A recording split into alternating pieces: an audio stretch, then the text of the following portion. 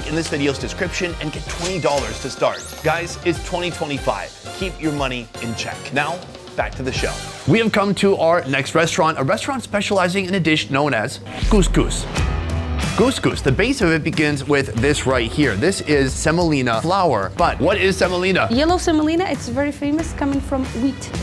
It comes from wheat? Known for its distinct yellow hue and high protein content, semolina on its own can be a bit rough, but mixing it with salt, olive oil, water, and white flour create a perfect balance of soft and firm, a texture that's just right for making proper couscous. Couscous is a traditional dish. Friday is a Muslim holiday, so we make normally a couscous for the whole family, and we share. Making couscous is a labor-intensive process with origins dating back a millennia, often traced to the Berber people of Algeria and Morocco. There's some tread. As she moves the couscous around, these bigger balls are becoming smaller balls because you don't want big chunks, but you also don't want to put in too much water and get like one big glob, and you also don't want dust like this. You need the perfect texture for the couscous. This is the final result right here. It looks amazing. From a super thin flour to these tiny balls. It feels damp, it feels kind of grippy. That's a weird word. Like if you were gonna lift weights or do pull-ups, you could put this on your hands first. So this is the base, this is the foundation of our dish, but there's a lot more to do coming up next. Let's get to it.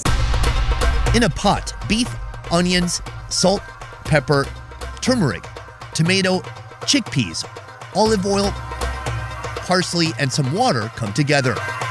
But it's not truly Moroccan until you throw in a load of vegetables, like cabbage, carrots, radish, potatoes, zucchini, eggplant, pumpkin, and of course, even more tomato.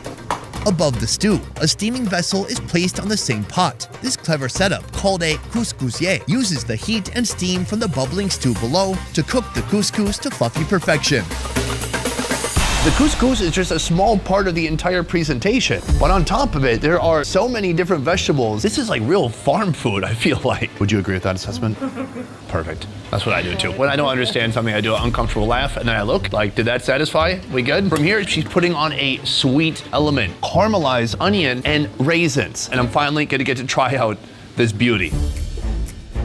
Fatima has moved on to our next location to secure the animal for our next food, which is a live pigeon. More on that soon, but first, the couscous, a fortress of vegetables. Deep in the core, there is meat. But like the tagine, they make you work your way through the vegetables to get to the protein. What is that, a zucchini? Good carrot. We have the cabbage, and I feel like you could spice that up with some of this on top, the onions and raisins. Oh yeah, what a combination. Of course, the raisins are sweet, but I'm noticing that in Morocco so far, they love to caramelize onions and to use it as a sweet force within the dish. This is what I'm really curious to try, the actual couscous itself. The couscous doesn't have a ton of flavor, but it's a kind of a flavor vehicle. You put other flavors on there and it just offers this wonderful texture, and it's a nice carbohydrate base. Meanwhile, we've got soup on the side right here. That broth, I'm gonna give that a little bit of a sip. Oh yeah. And what I'm told is you can actually dump some of this soup. You can really saturate that couscous in those delicious flavors. Oh yeah. The couscous really effectively saturates or soaks up all those flavors. So far we've just had vegetables and the couscous, but inside, as you dig deep into the core of this dish, will reveal the meat. We've got beef right here, more, ow, so hot. Okay, there you go. How is that 10 out of 10 hot still? It tastes amazing. I love it. And the fattier the beef, the better. With as many countries as I've been to, I'm still seeing new ways of cooking and different ways of utilizing savory and sweet elements and combining them into something like this. So this is couscous, but I am still well on my way to figuring out if Moroccan cuisine is really the best in the world, as voted on by millions of people on Puberty.com. And our next food actually includes the use of a pigeon. Before we head to the restaurant, we are headed to the market to actually source this animal for ourselves. From the couscous, we are headed to our next destination, which brings us even deeper into the Medina. Right now, we are surrounded by markets which have things like this, hanging food, but I'm looking for something much more alive. Come with me. Deep down this alleyway here, you will find a man serving birds. This guy right here. Hello, salam. You got those pigeons? Oh, okay. I'm gonna try to access his bird room right now. Okay, can you hold me? Yeah. Yeah.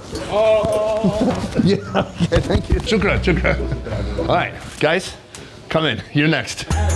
Right now I'm with my man Hisham, and he is the bird guy, the bird dealer. He's got birds of a few different types. If you look down here, a load of different chickens to choose from. And when I say choose from, I mean you can literally point to which chicken you want and he will, right? Yes. Yes. Besides the chickens, he also has these right here, pigeons. Oh, okay, there we go. Oh, wow, that's a scraggly one. I'm a huge fan of countries where they eat pigeon. It's one of those birds I feel like it's underutilized, it's looked down on by many parts of the world, but why not embrace the pigeon? It's like a quail, except I think it flies better. From here, we're gonna round up about 6 to 8 of these pigeons, but first he's got to, right? Yes. If you haven't noticed, all the meat we've eaten today has been prepared the halal way, following Islamic rules, and it's no different for these pigeons. The chef who I'll be meeting soon has requested that I procure the most premium preteen pigeons. We have just come back from the bird butcher and our pile of pigeons is right there, and that soon is gonna be cooked up by Suad right here. Hi, nice to meet you. You are welcome.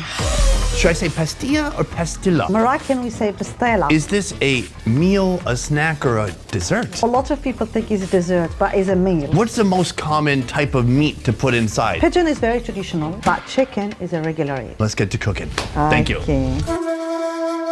First, the pigeons are marinated with turmeric, ground ginger, salt, garlic, parsley, olive oil, saffron, and water.